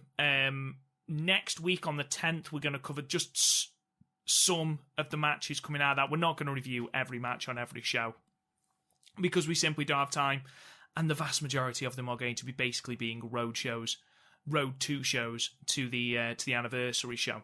However, Chris, some matches, our 17th, I keep calling it the 17th anniversary show, our 10th anniversary show is starting to take shape. So, for the future of Stardom Championship, if you don't want to hear this, by the way, ladies and gentlemen, then please skip ahead maybe 5-10 minutes, and then we'll get on to the awards. Yep, they should have skipped by now. So the Future of Stardom Championship match is the champion Saida taking on Unagi. The SWA Undisputed Championship, that is going to be Syuri versus Momo Watanabe. Oof. The tag team, so the Goddess of Stardom tag belts, it's going to be Black Widows versus Himapoi. The white belt, and this is the one I really wanted to hear your thoughts on, is Julia versus Natsuka Tora in a no-rules match. Okay, so this is for the anniversary. This isn't for Budokan. This is No. This is on the 17th. Show. Yeah, the 17th of January. By the way, just for context, I have a Twitter account. I don't fucking use it, so every time Rob mentions future matches, it's news to me. Okay, let's take this match by match. Go backwards. So the Future of Stardom Championship is on the line with Saida and Unagi. I wouldn't be surprised if that was meant for Mina, but she got injured, to be honest. No, that would make sense. Do you see a title change there, or do you see Saida taking the belt still? Nah, I see this being just like a means to the end to have another Cosmic Angels versus Stars match on a card. And then it also gives Saida a notch for a belt, because they're like, we didn't mention this before, but they're making an active effort to make these belts more defendable. Yeah. So I think it's just going to be a notch title defense before, because I think the match they're looking for, maybe they'll run out of Budokan, is Mina versus Saya. The SWA belt, Syuri and Momo, and this was after they went to a 15-minute draw. I am hype for that fucking match. How many times has that match almost fucking happened and then had to be cancelled? It's ridiculous. I'm just happy. I know they've already went to a draw, but like, I'm just happy it's happening on like an actual stage for an actual title. That's going to be fucking phenomenal. Yeah. Because every time they have any sort of exchange in ring, it's insanely good. So I'm unapologetically hyped for that one. Just like no context needed. We've then got the tag belts, the Goddesses of Stardom tag belts, Himapoi versus Black Widows. I still refuse to say that fucking team name. That should be fine. I called it. They should be the DDM tag sector. That should be good. I'm glad Himaka's getting an actual showing. I think this is an easy Natsupoi gets pin deal. But I do think I'm okay for this match when it happened for Aphrodite's last couple of defenses, because Utami's been tangled up, so those defenses have just felt meaningless. Yeah. Whereas now that it's away from the red belt champ, I think the tag belts can actually be something I can look forward to again. Because I really enjoyed them when it was Jungle and Konami holding them. So, and then the white belt, Julia versus Tora in a no rules match. Yeah. Okay. So first of all, chains. All of the chains. First of all, Velka just going to be laughing at us because he's been saying that Tora's going to get a title match for months now. Not as much as he's going to laugh if she wins.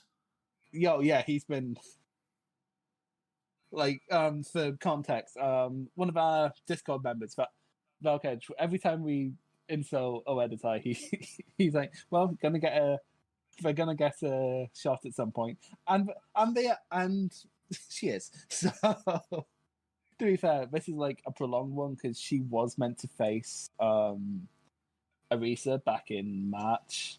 She was meant to happen at No People Gate before Arisa had to retire. So honestly, this was almost a matter of time because she kind of did have a claim to it. But I don't know. I think like we sort of saw with the no TQ stipulation in the 6-man that OLSI can work well in that moveset. It means there can be we can use the chain for the sake of drama instead of the sake of keeping someone clean. I don't think it's going to be bad, quite frankly, because we know Tora can go and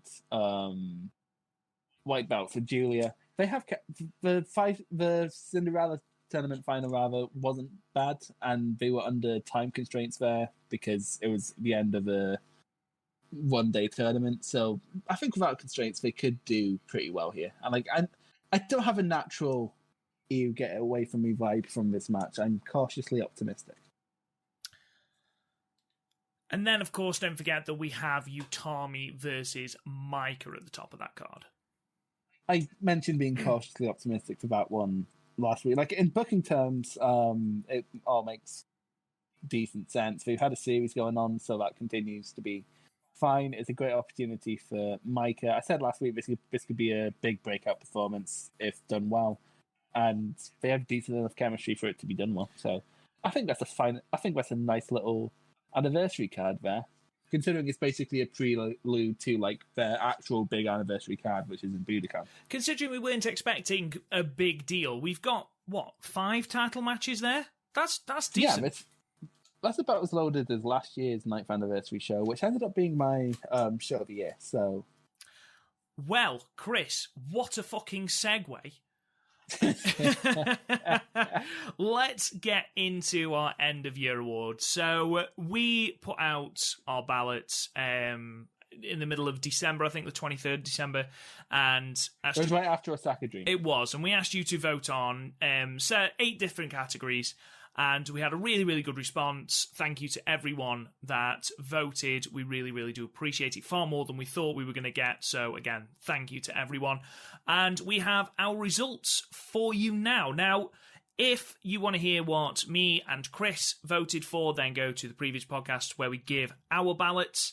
But here, this is what you guys voted for. So we'll start with Wrestler of the Year 2020, and what I'll do is I will go from third to first, and then I'll go through any others that got votes. So Wrestler of the Year 2020. In third place was Utami Hayashishita with 7.5% of the vote. Second place was Julia with 17.5% of the vote. And then in a landslide with 57.5% of the votes, it was Mayu Iwatani. I mean, Chris, are you surprised at any of those? No, not really. Especially May. May was always going to win this. Not only she's been great, she's been put in the position to be great. It's not like Jungle, who would do really well in that position, but she wasn't put there. Mayu is one of the best workers in the world and has been put in the position to be great with great opponents. So she was always going to be match. As soon as she was going into this year with the red belt, I think she was always going to be best of the year, because she, not saying she had an off year last year, but like she wasn't the biggest thing in Stardom last year. There was other people having big reigns like Kagetsu and Arisa and B, and like she wasn't the main focus, whereas this year she's been like purely in the spotlight, and like well deserved, really great stuff. Like, again, I said it last week, I think the only real miss she had was with Saki, and that wasn't really a miss. So yeah, completely makes sense. Other votes went to Momo Watanabe, Starlight Kid, Tam Nakano, Himika Suri, and Riho, which I'm sure will please Chris. Yeah, I'm sure, but which one of you want? Well, don't leave here until we find out which one of you motherfuckers did that.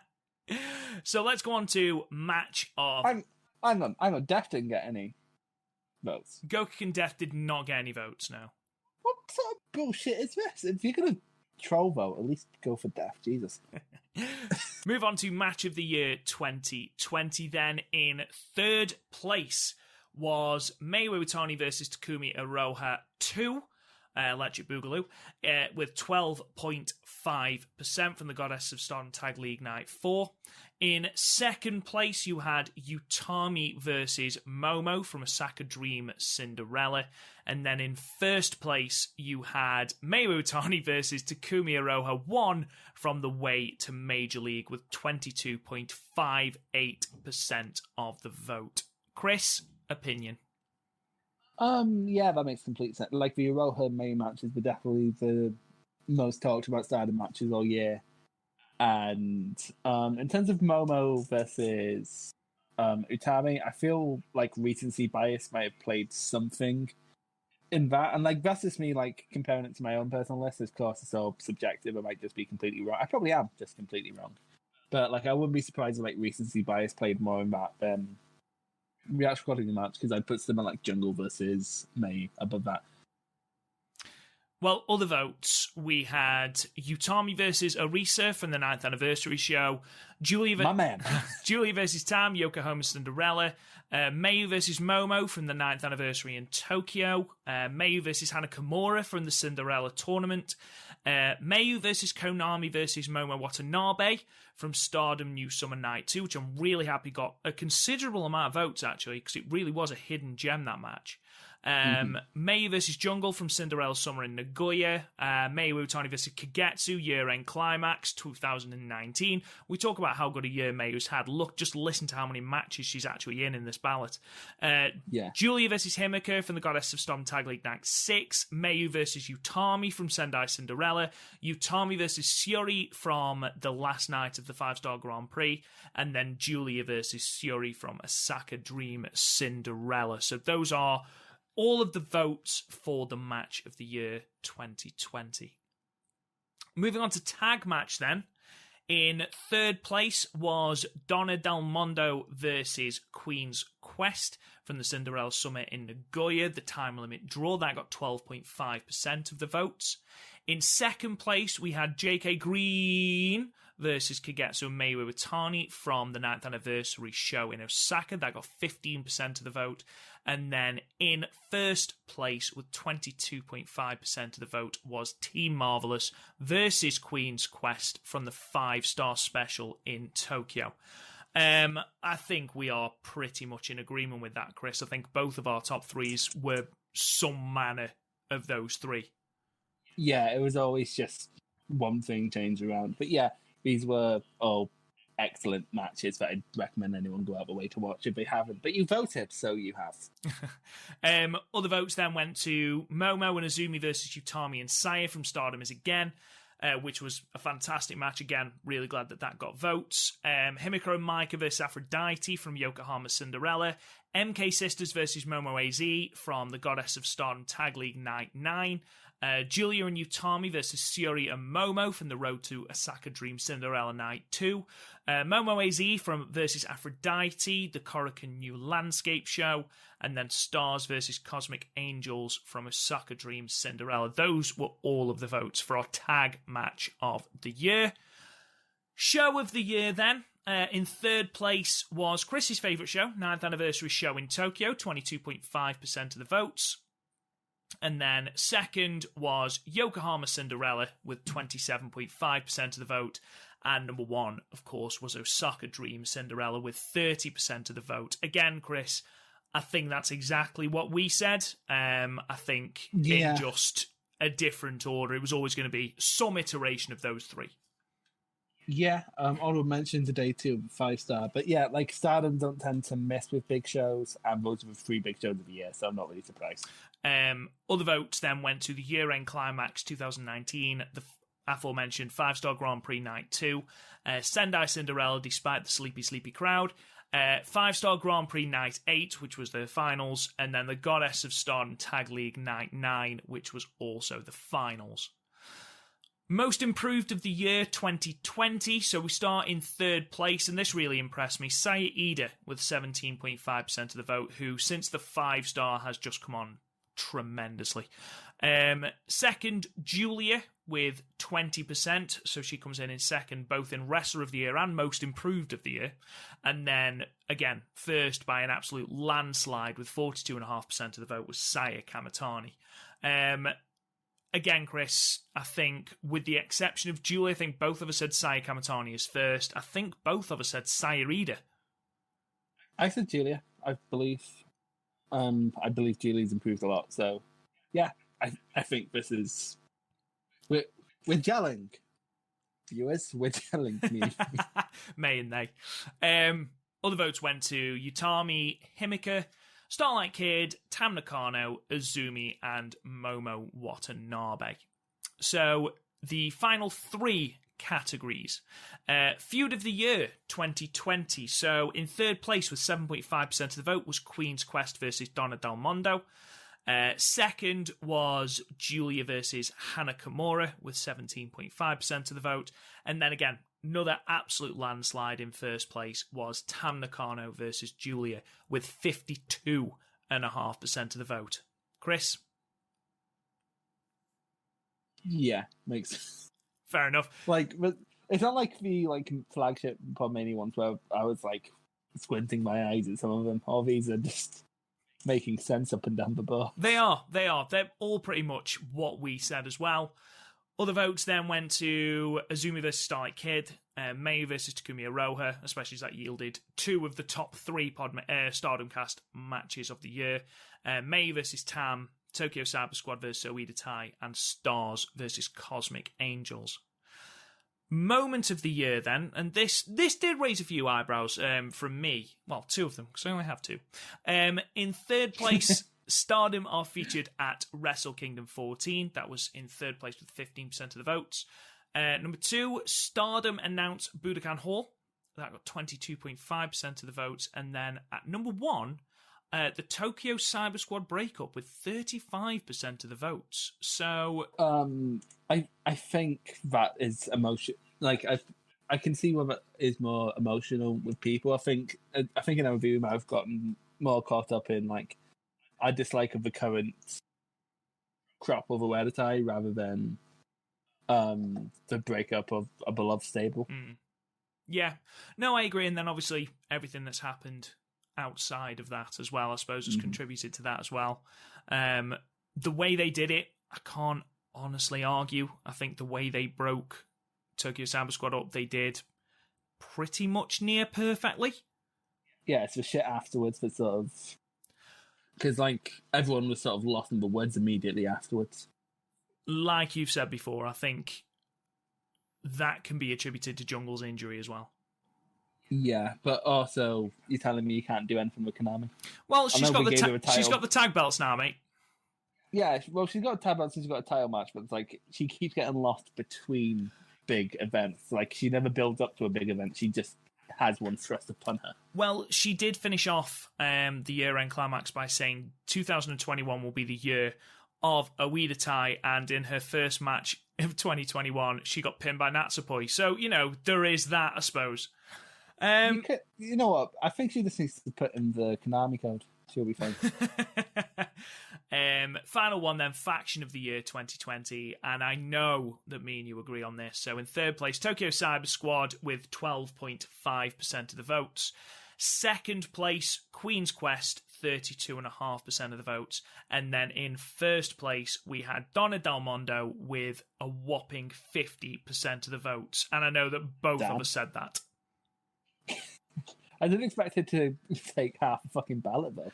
Our fucking government doesn't have that amount of fucking support. Damn. But yeah, I completely agree. Donna Del Mondo they've been booked incredibly. Between them, they have put on some absolutely tremendous matches. They are one of the most cohesive factions, and they've just been damn enjoyable to watch. It does help when you've got four single stars, and I say single stars. I know Mike is not quite there yet. I know Himika's not quite there yet, but they are going to be there. And they've both had championship shots, or they will have done by the 10th anniversary show. So you've got four singles stars in that faction. Yeah. And Natsupoi. Leave Natsupoi alone. I'm joking. She's only been in the faction for a couple of months, so of course she's not going to be in the same level. But yeah, those are the results of our first ever Stardom Cast Awards. Thank you to everybody that took the time to vote. Next year, we'll have a slightly different format because fuck SurveyMonkey. But we'll obviously let you know about that closer towards the time.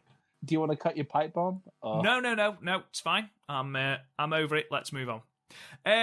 So just before we sign off, Chris, we had a couple of questions in the Discord. Now, Velkage did ask us, have you had a chance to watch some current Yoshiko or Nene? If yes, what potential matchups are you looking for? I haven't had a chance to watch any, but I'm going to make it my mission to watch some this week. So I will answer this question at least next week. Chris, are you the same?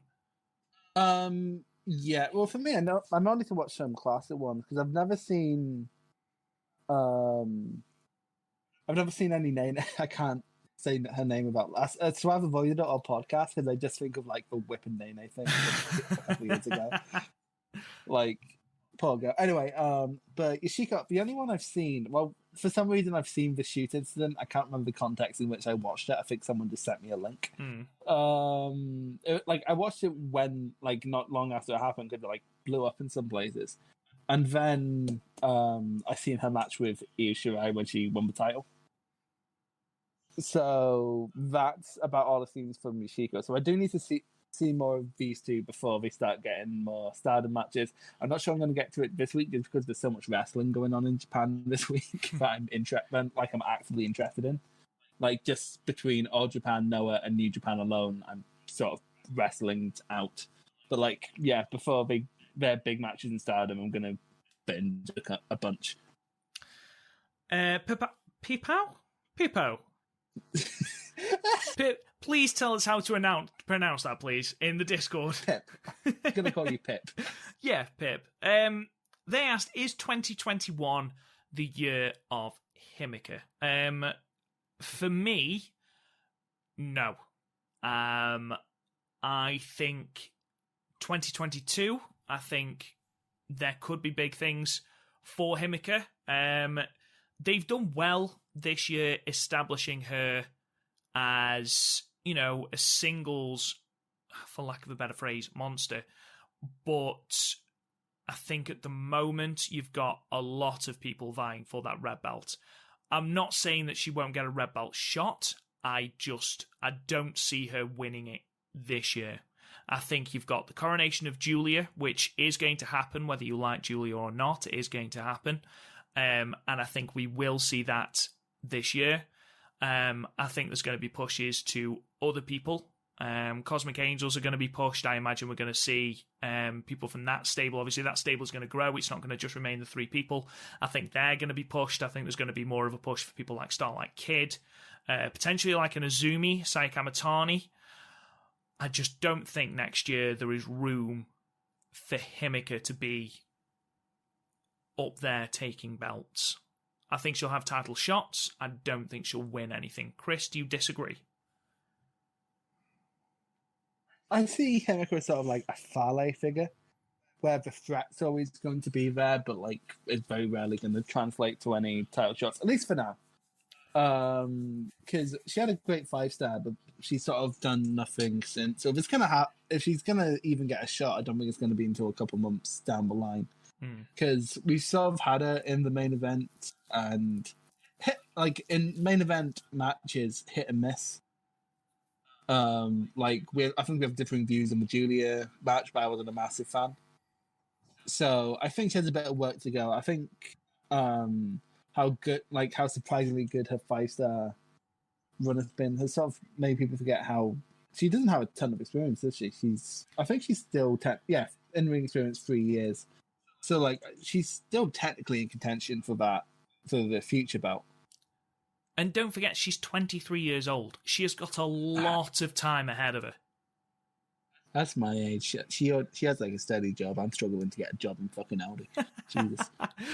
And Niagara Driver has asked a question which sort of tags on to the end of that. So they've put, who do you think will be the breakout star of 2021? Last 3 years, it's been the Cinderella winner and white belt champs, Julia, Arisa, Momo, for example. But there are a lot of candidates ready to make that jump. I agree. I completely agree. It's going to be interesting who they strap the Rocket to come Cinderella tournament this year. Because last year, I think both me and you predicted it would be Julia to win it. This year, there's quite a few... Begrudgingly, yeah. Yeah, there's quite a few people it could be this year. If I had to put you on the spot, Chris, at the moment, who would you put as the winner of the Cinderella tournament? Hear me out, Taichi. No. Shuri, I think, would be a good pick. Same with Micah, if you're going to use those tournament, because Micah does excel in shorter matches, so the 5-star would be a good, the Cinderella would be a good spot for her. Mm-hmm. I don't think it's beyond the realms of possibility for Tall Sire. Just sort out the limb selling and you're fine. Honestly, with how well they pushed her in the 5-star, I wouldn't be surprised if they had Himeka win the Cinderella and just not have it translate to a title. Yeah, everyone's right, though. There's so many candidates. They've slowed down rookies coming in, but there's still a bunch of people they brought in that could just be on the precipice because, they're just raiding Tokyo Joshi, apparently. But, so who knows? Yuki Sakazaki might be in by this time next year, fighting for the red belt. If I had to pick, what I'll do is I'll give my thoughts on the Cinderella, and then I'm just going to say 3 names of people who I think will have, in inverted commas, breakout years in 2021. So, I think there's a couple of candidates for the Cinderella. I don't think they're going to go Donna Del Mondo 2 years in a row. So, if they do, I think it'll be Micah. But don't forget, Micah has just had a title opportunity, or will have just had a title opportunity at the 10th anniversary. So I don't know whether they'll do that close. Could it be someone like a Tam Nakano? New faction. Well, she does have her own stable. So. Exactly. New faction. It would give her a legitimate claim to a title opportunity, which, let's be honest, when was the last time she challenged for the red belt? I don't know. I'm going to check. And while Chris does that, I mean, yes, she is, one of the older heads on the roster, but it gives you another person who is fantastic in the ring, great at telling stories, up in the upper echelon of that card. I don't think she'll win the red belt, but I think it could be the birth of her in that main event scene. I think someone like an Azumi. Azumi would be great.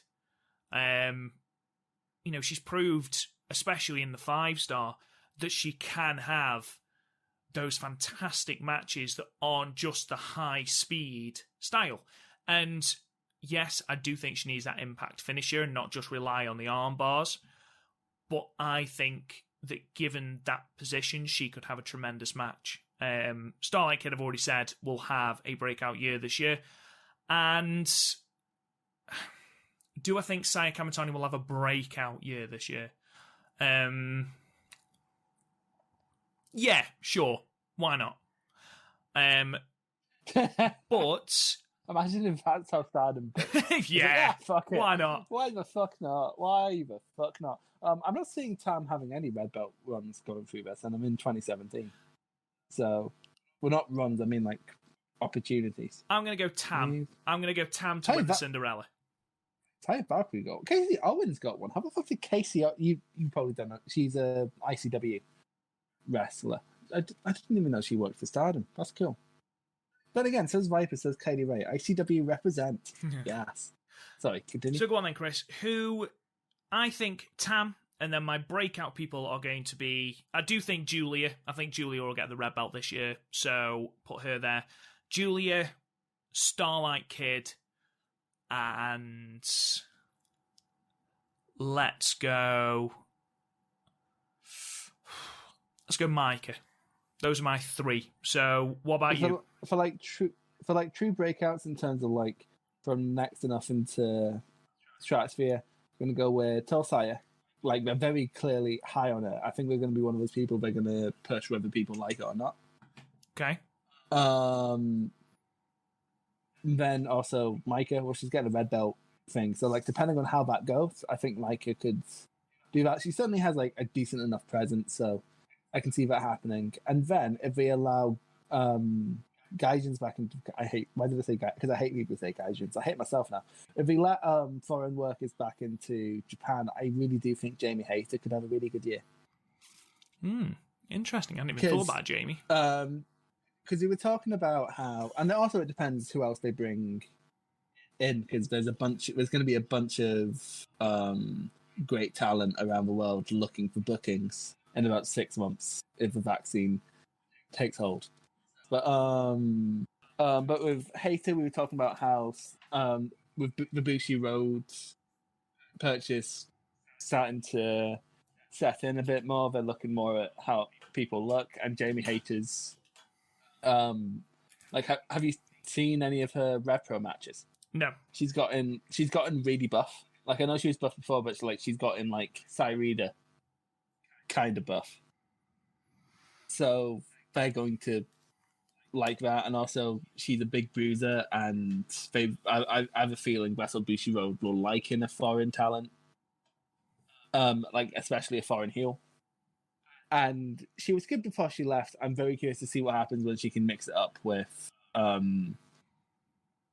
talent that are a bit above her, like May, like Tam. So if she can get back in the country, I honestly think Jamie Hayter could have a good year if given the opportunity to have a good year, because she was even good in the 5-star, wasn't she? Who did she face in the not the 5-star, the Cinderella? I keep getting them mixed up, and I don't know why. Utami, I think. No, it wasn't. No, because Utami faced Micah. So hang on, Cinderella. It doesn't matter, but like she was decent there. She had decent matches for the SWA belt early in the year. She was doing really well in the tag division with B. Like, I really enjoyed her matches in the tag division. So, yeah, I honestly do think she could have a really good year if given the chance. Because we also, like, randomly put the belt on foreign talents. And we haven't gotten to do that in a while. So, fair enough, then. So, there you are, ladies and gentlemen. Thank you so much for listening. We hope you've enjoyed it. Thank you so much for all those people that voted for our end-of-year awards. Thank you so much to everyone that has contributed to the podcast and has helped December to be our most downloaded month, so thank you again. Please subscribe, continue to subscribe, share the word about the podcast, put us a 5-star review or a comment. It really does help. You can get the podcast wherever you go out and get your podcasts. You can check out the website, www.podmania.co.uk. You can find the podcast on Twitter at the StardomCast. Chris, where can they find you on Twitter? Nowhere. I don't use Twitter. I don't fucking use Twitter. Didn't you ask if you could live tweet Wrestle Kingdom? We have possibly 2 podcasts a week, sometimes only 1, but everyone, you ask me what my Twitter is, and I never have a fucking answer because I don't use Twitter. You Stop always asking. have an answer because you're a sarky cunt. Right, just watch my YouTube video. It hit 100 views. That's kind of cool. What more people should watch it, though. It's very bad. They can talk to me at Real Rob Goodwin. Hope you enjoy Wrestle Kingdom. We shall be back on the 10th of January, so please join us then. Thank you so much for listening, guys, and we shall talk to you guys again soon.